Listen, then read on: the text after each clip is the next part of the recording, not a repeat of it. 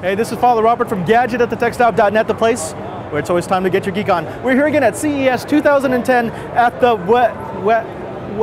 I'm sorry, this has been a debate. How do you say the name of your company? Well, Robert, it's Wacom. Wacom. I've always been saying Wacom. It's Wacom, and Wacom actually stands for something. Wa comes from the Japanese word for harmony, and com, computer. So harmony between man and technology. That's what we're all about at Wacom. Google is your friend. Okay, so here we are at your booth, and you've got something really cool going on in front of me. What is this? This is our Cintiq 21 UX. It's an interactive pen display, and it's a very intuitive and natural device to work with.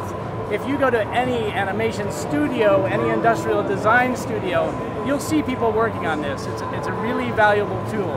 And it's pen pressure sensitive. Right. So you're working directly on screen, and that's why it is so natural to work with.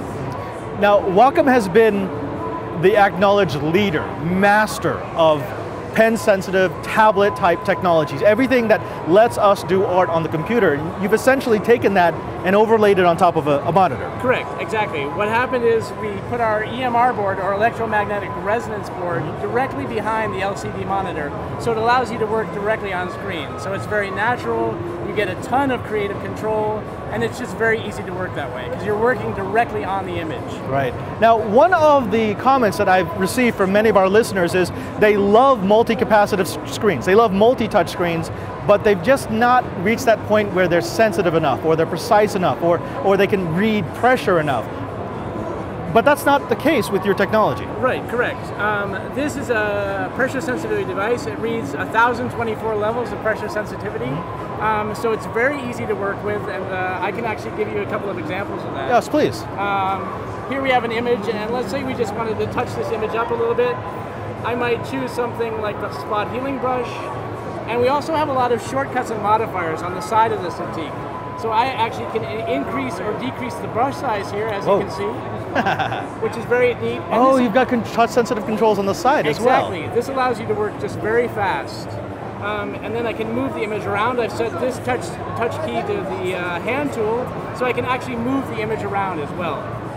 So if we wanted to include, if we wanted to delete some of the imperfections in our skin here, we could just take the pen and touch over that, and bingo, there it is, It's gone. Nice. So you can imagine how fast you can work on something like this. Yeah. I mean, this is sort of the dream tool for anyone who's doing any kind of visual arts on the computer. Absolutely. If you go to Disney, Pixar, Sony, if you go to BMW, Nissan, everybody's using a Cintiq to work on. Okay. Just because it is easy, you can collaborate with colleagues around the world, and it's just very simple.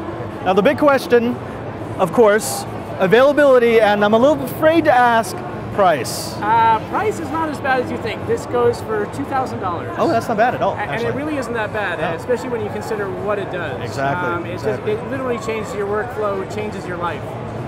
Well, what I like about this is it really does sort of demonstrate everything that your company does well.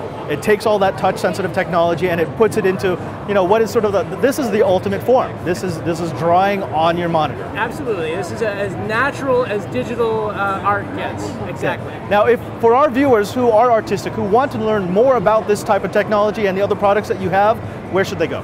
Everybody can just visit www.wacom.com and you'll find everything on our website. Fantastic. Thank you, Doug. Robert, thank you very much. Nice to meet you. Thanks. Yeah. Be sure to stay with us because we're going to bring you more Uber Geek goodness from our CES 2010 coverage. Remember, there's no Uber Geek without you.